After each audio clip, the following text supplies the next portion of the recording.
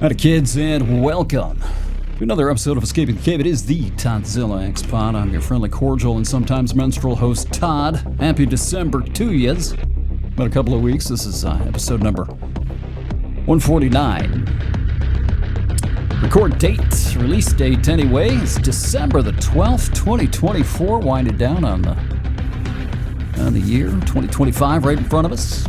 12, 12, 24. 12 plus 12 equals 24. See,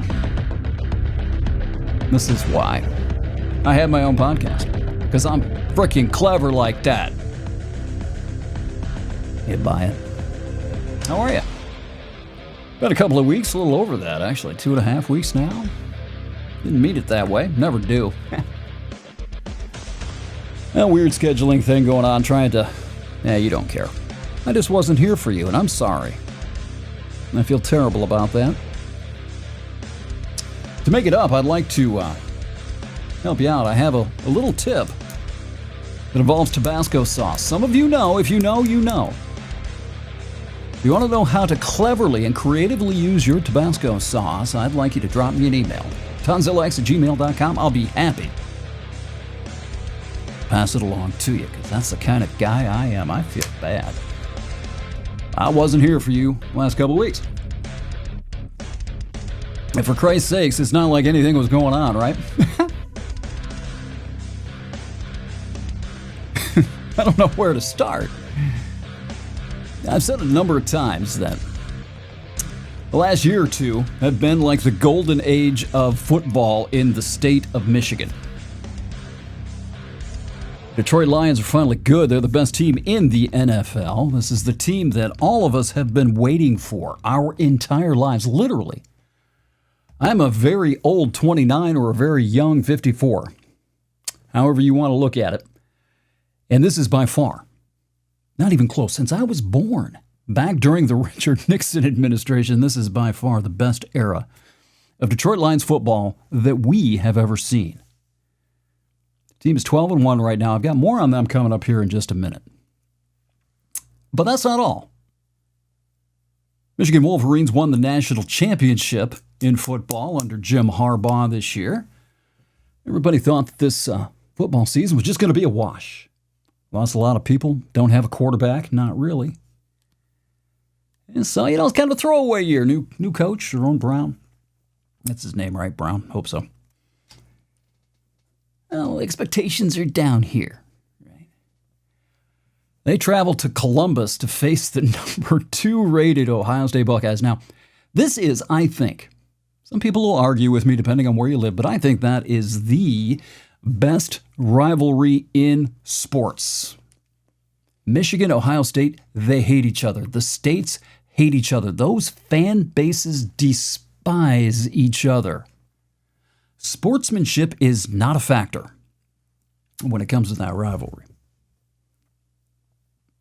You can throw the records, I guess, out the window, right? Well, you could this year, because that was one of the biggest upsets ever. The biggest upset in that, I think for Ohio State, they lost the biggest upset. I hope I have this right, since 1978, and they lost it to the Michigan Wolverines. I don't think they're rated. They're not ranked. They go into Columbus, and their defense, oof. Ohio State's kicker helped us out a little bit, too. They went in and beat them. And this entire state, it's not been a great year. Statistically, win-loss record, all that stuff for the Wolverines, but this is a success. We base. I think Ohio State as well, to some degree, bases the success of the football season on that one particular game. Did you beat Ohio State? This was one of the more satisfying, surprising. Christmas came early. Christmas for the next decade came early. Last game of the season for the Wolverines, I think, right? See, this is how little I'm paying attention to the Wolverines this year. Watched every game last year. Not really paying attention this year. Paid attention that day. Oof. Day after. It's always the Saturday after Thanksgiving, and boy, this place went nuts. Now, I'm sure you saw If you're a football fan, a sports fan at all, you probably saw what the Wolverines tried to do at midfield down at the Horseshoe. Tried to plant the University of Michigan flag on that Ohio State emblem at midfield. Ohio State didn't take kindly to that, oh no. Had a little brawl in midfield, a mini football player riot. Police got involved, some players got maced. And, big scandal, big scandal. Oh, my God, where's sportsmanship? Most people, most sensible people, most people I know kind of took it like, well, you know what? If you don't want the flag planted in midfield, don't lose. Don't lose to such a huge underdog in such a big rivalry game on your own turf. And Michigan's had flags planted on their home field, I think. Was it Oregon? Or Texas, maybe? I forget who. Again, I'm not paying that close attention, but I did hear that one of those teams that went up to Ann Arbor and kicked the tail did the same thing. I don't remember hearing a lot of people in Wolverines Nation, maybe they did. I'm sure they didn't appreciate it, but I didn't hear a lot of people whining and crying about, oh, that's bad sportsmanship. Apparently, that's an Ohio State thing. Anyway, that flag planting, it did something. It's like it broke the entire state of Ohio. There's a representative in the northwest part of the state. I think it's right around Toledo, maybe a little bit to the west. It might be, I don't think it's Williams County. Maybe it includes Williams County. I'm not sure. Anyway, northwestern part of the state of Ohio. Captain Tampax's name is Josh Williams. He's a state representative, I think. Yeah. And he decided he was going to be an attention whore and try to exploit this for a little PR, little attention, get his name out there. And he wrote a bill trying, this is not like The Onion, okay? I'm not kidding.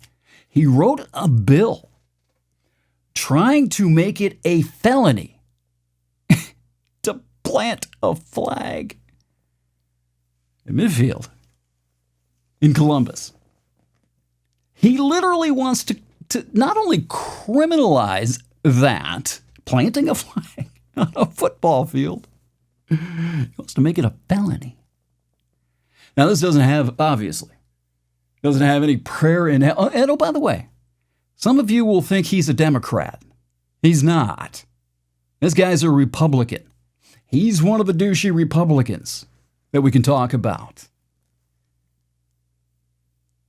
It has no prayer being passed. Obviously, he did this for the attention. He did this for the social media buzz. Everybody knows his name. I didn't know who the hell. I still don't know. I had to go look his name up before I came on tonight. But people know who Josh Williams is now. This is what's wrong with politics, man. You got to be kidding me, right? You're going to exploit that to get a little bit of attention? Now he's trying to say, oh, well, we don't want to have the police officers hurt when we have some sort of incident like this at midfield after a game. Okay. Did it ever occur to this guy to maybe criminalize Ohio State's players attacking the opposing team at midfield because they didn't like the prop being planted in the middle of their football field after an upset win like that? He didn't bother to talk about who instigated that. He thinks that the flag planting was an instigation. Now, the flag planting happened, sure, but does that merit assault and battery at midfield? The entire Ohio State Buckeyes team rushing the Michigan players at midfield? He didn't mention that. He wants to criminalize planting a flag. Oh, my God. Doesn't he have anything better to do? Don't the good people, I like Northern Ohio. I grew up just in the lower tier of counties here in Michigan. Just north of Ohio, I know. I've been through that part of the state a lot. Most people I know, they don't like Ohio. But I like Ohio. I like the state. I like the little towns. It's like Mayberry. They seem to all have these little, plazas or parks right in the middle of the town. They're clean. It's a neat little state. Don't the good people of Northern Ohio deserve better representation than Josh Williams. What the hell is going on here? This is why people hate politicians. It's exactly why. Well, it's one of the reasons. One of the reasons why people hate politicians. You don't want that flag planted at midfield. Win. It doesn't help that Michigan's beaten Ohio State 4 straight times now. How'd you like the Big Ten championship game? Who was it? Penn State and Oregon? I don't even know. Didn't include the Buckeyes, though. Anyway, so that was one thing. That made me real happy. I went onto the internets and picked up another University of Michigan sweatshirt. Just because of that, I was so excited. I'm like, you know what? This has been, it wasn't a national championship, but that was a great win.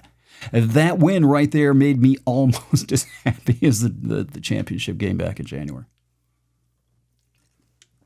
I'm not even kidding when I say that. All right, Detroit Lions. They beat the Green Bay Packers again a week ago. Thursday night game up there at Ford Field. I guess to you it would be a week ago today, right? Forgot the score. Last second field goal by Legatron. They're calling him Legatron. Jake Bates. What a great story this guy is. He was selling bricks a year ago. He made a name for himself in the USFL, UFL, whatever they're calling that other league. He kicked, I think, a walk-off field goal. I don't know if it was a championship game. Michigan Panthers, I think. Is that what they're calling them still? Again? Whatever. 65-yard walk-off field goal. Made a name for himself. People were at Ford Field. It's where the Panthers or whatever they are now play. You're like, oh my God, you got to go kick for the Lions. Lions need a kicker. We haven't had a real good kicker since Jason Hansen retired. I guess they had, what's the other guy's name? The guy with the huge leg. Oh, I can see his plump little face. I forget. He was good, but he was only there for a year. This guy came out of nowhere. The Lions, this is why they win. This is why this new regime is doing what it's doing. They found this guy and signed him. He's been incredible. He's missed one field goal. He single-handedly helped overcome 5 interceptions by Goff down in Houston to win that game. And then he won it again as time expired against Green Bay, sweeping the season series with the Packers this year. Up there, Ford Field a week ago. So the Lions are 12-1, control their own destiny on the path to the number 1 seed in the National Football Conference, which means home field throughout the playoffs. No matter who they play, they get a bye the first round of the playoffs, meaning the path to the Super Bowl is just about as easy as it's going to get. 4 games left to do it. Philadelphia Eagles, gangbusters. Saquon Barkley, oh boy. They're scary. You want to play them at home if you run into them in the playoffs. Minnesota's Minnesota. Playing above themselves. I'm not afraid of Minnesota. That's who the Lions wrap up with last week of the season. So, some nice high drama coming. But a week ago, this Dan Campbell, that's who I want to talk about here. It was a great game by itself, but this guy has testicles the size of boulders. I've seen the memes. You've seen the memes. Everybody's seen the memes of Dan Campbell putting his nuts in a wheelbarrow and pushing them along. His balls are that big. They're huge. Elephantitis? Ha-ha. If only. He went for it on 4th down 5 times in that game against Green Bay. He made it 4 of them, 2 of which were touchdowns, the last of which happened with the ball in field goal range with about 45 seconds to go in the game with the game tied. All they had to do was kick the field goal. Green Bay didn't have any timeouts. They'd have about 40 seconds to get the kick and march it downfield to try to get a field goal to tie it back up, send the game to overtime. Now, Lions Their defense has been decimated by injuries. Everybody knows this, man. It's like 16 people on the IR or something like that, most of them on defense. The defense isn't as good as it was early in the year. It's next man up, yeah, but at some point you lose effectiveness, right? They had a couple of people that they picked up off the scrap heap that came in, and they actually made plays, but they still had given up 31 points in that game. Jordan Love looked good. He's a great quarterback. His thinking, Dan Campbell's thinking was, do not give them the ball back.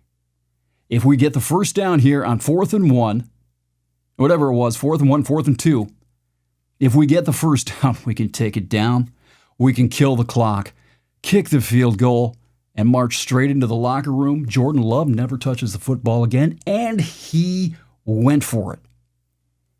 Balls. Huge ball. This is a national primetime game, too. My wife and I were watching this. Watch pretty much every game now. And she asked me, she's like, is he going to go for it? And I'm thinking to myself, God, I can see the logic of going for it. And I looked at her, I'm like, I wouldn't. But that's just because if it doesn't go, I wouldn't want to endure the firestorm of criticism that would come from failing in that situation. Dan Campbell, he don't give a shit. He don't give a shit. He is who he is. He's been that guy since he got there. Even after the championship game, I heard a lot of people talking the last week or so about the NFC championship game last season when he went for it and didn't get it a couple of times on 4th down. Didn't kick the field goal. He did it anyway because that's who he is, because he believes in his players. That play, it's gonna be seared in your mind for a long time if you watched it. Goff, they ran a running play, David Montgomery, and he got stepped on as he came out from under center, went down, he fell down on this play and managed to still get the ball into Montgomery's hands. I think he gained like 6 yards. That was it. Ball game. Ran the clock down, 2 or 3 seconds, whatever it was, and Legatron, Jake Bates, one of my new favorite players, comes in and indeed walks that game off. One of the best wins you're going to ever see. One of the best games you're ever going to see. And to have it end that way, it's perfect. That is who this man is. That's who this team is. It's tough. It's resilient. They found a way to win with third-string defenders throughout the game. No Aiden Hutchinson, no Reader. I mean, Anzalone's been out. Incredible. I know I'm forgetting somebody else, but amazing. I love this man. I am a huge Dan Campbell fan. In fact, I think a lot of people are trying to figure out who the face of the Detroit Lions were or are. Now, Jared Goff, obviously. You've got Amon-Ra St. Brown, maybe Jahmyr Gibbs, Aiden Hutchinson, I think probably most people would say. I wonder if it's Dan Campbell. Is he the face of the Detroit Lions? Is their coach the face of the Detroit Lions? To some degree, I think he is. Anyway, I mentioned all this not just to talk about the game and about the Lions and about how it's the glory days of football here in Michigan, which it is, and I am very happy to talk about that.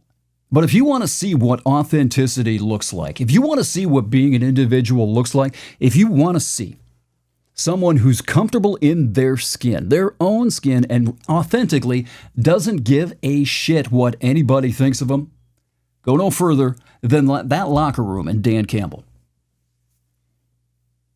He is the best coach, I think, hands down, in the National Football League. Not tactically, perhaps. Maybe he should kick a field goal here and there when he decides to go for it. Maybe in the championship game. Who knows?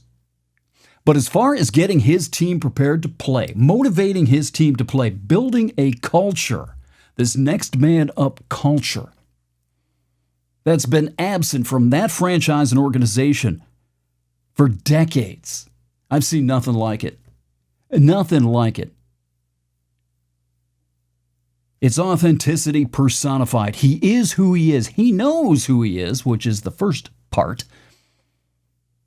And then he goes out and he just lives it. He just does what he gonna do.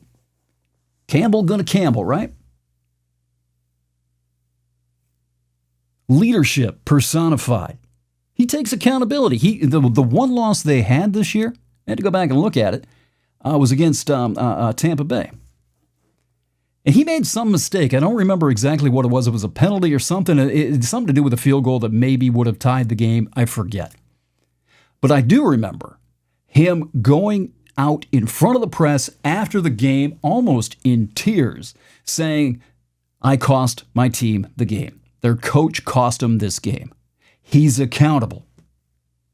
He doesn't hide. He doesn't pretend he's somebody else. He doesn't make excuses, and he doesn't accept excuses from anyone else either. Oh, Aiden Hutchinson's hurt? Get your ass in there. Next man. We got to figure out how to get this done anyway. That's leadership. It's incredible. And if you haven't ever seen his post-game speeches, I mean, that's worth an X membership just by itself. Go follow the Detroit Lions on X. They post clips of his post-game speeches every week after every game, and they are something to behold.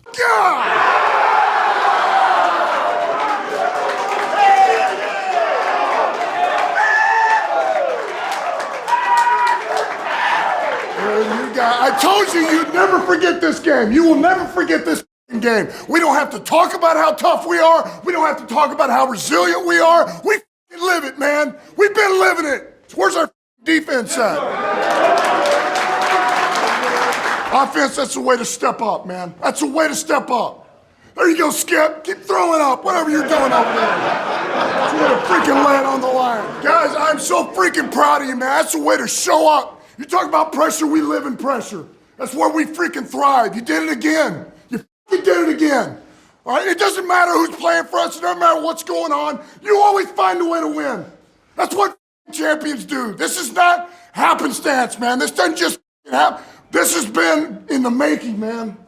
This has been in the making. All right? We are all supposed to be here together, man. We're destined for this.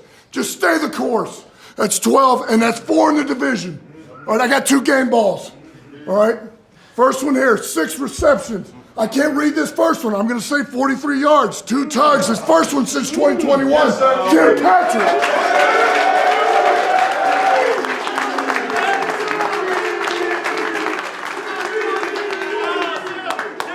Thank you guys, man. Thank you for embracing me. It's been a hell of a ride the past 2 years, and I wouldn't want to go on this ride with anybody else but y'all. Appreciate y'all boys. All the stats you need is he won the freaking game again. Jake Bates. Hey,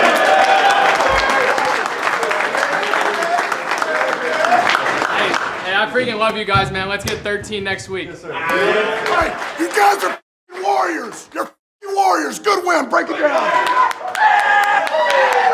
Hey, like he said, this just don't just happen, boys. We're different. Again, I'll say it again. This group's different. Win on 3, 1, 2, 3. Win. I mean, after you hear that, can you understand? You can kind of comprehend, right? Why his players will run through a brick wall for him. Authenticity, accountability, and leadership. He's not perfect. He doesn't claim to be perfect. He doesn't try to be perfect. He knows who he is. And he acts accordingly. And when he fails, he's accountable. When he makes a mistake, he doesn't hide. Dan Campbell for president, 2028, man. You imagine? One final note on this before we actually get into the meat of the podcast, believe it or not. Lions play the Buffalo Bills on Sunday at Ford Field. For me, this is the game of the year. A lot of people wanted to say that the Green Bay game was the game of the year. Nah. This one. Buffalo lost to the Rams last weekend. Blowout. I mean, a huge high-scoring game. Wasn't a blowout by any stretch of the imagination, but both teams scored up in the 40s. Defense was sort of an option, apparently, last week. Josh Allen and the Bills coming to Ford Field this weekend, this Sunday. I think it's a 4 o'clock game. It hasn't been flexed yet. I wouldn't be surprised if it got there. But yeah.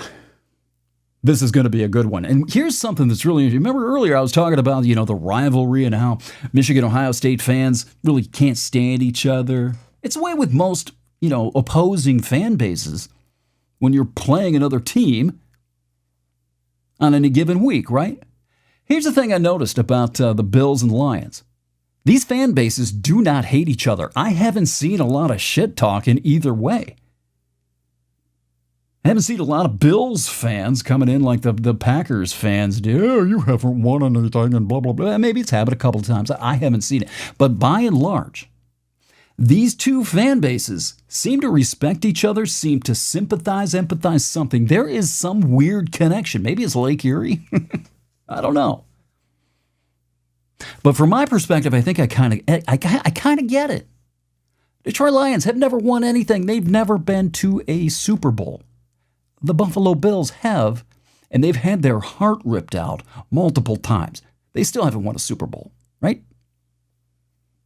We can kind of empathize with what they've gone through. The perfect Super Bowl for 2025 would be the Detroit Lions and the Buffalo Bills making this Sunday a Super Bowl preview. Because either way, Lions fans, you lose a Super Bowl, you're happy. You are. You're pissed off and you're disappointed, for a day or two. And then you realize, hey, we got to a goddamn Super Bowl. Woo! Right? And Buffalo, now they've been there. They need to win one. Either way, it's a perfect Super Bowl because somebody is going to be euphoric. Somebody is going to feel legendary joy after that game, at the final gun, some state, some fan base, the Bills Mafia, Lions Nation, whatever they're calling them, the Lions Pride, I hate the pride thing, whatever, Lions Pride, delirious with joy. And Josh Allen, I'm telling you, I've been saying this for a couple of years, and I'm not a huge Bills fan, I like him, but Josh Allen, outside of Detroit, and any players outside of Detroit, he is, not even close, he's my favorite player. Incredibly talented. I'm looking forward to Sunday. It's going to be a lot of fun. Well, for the most part, you can't say I don't learn. Usually. Not a good idea. I figured this out about 5 years ago to have 25, 30-minute intro to an episode. The football stuff was supposed to go about 15. Maybe. I like to talk. Guess I'm in the right business. Anyway, that means you get 2 episodes this week. I'll upload the rest of it. It's ready to go. I just gotta get her done. So I'll do that later on today. It's probably toward this evening. So check your podcast provider. Look for part B later on today. It's a doozy. A lot of things going on. So, anyway, we'll talk to you then. Thanks for checking it out. So long.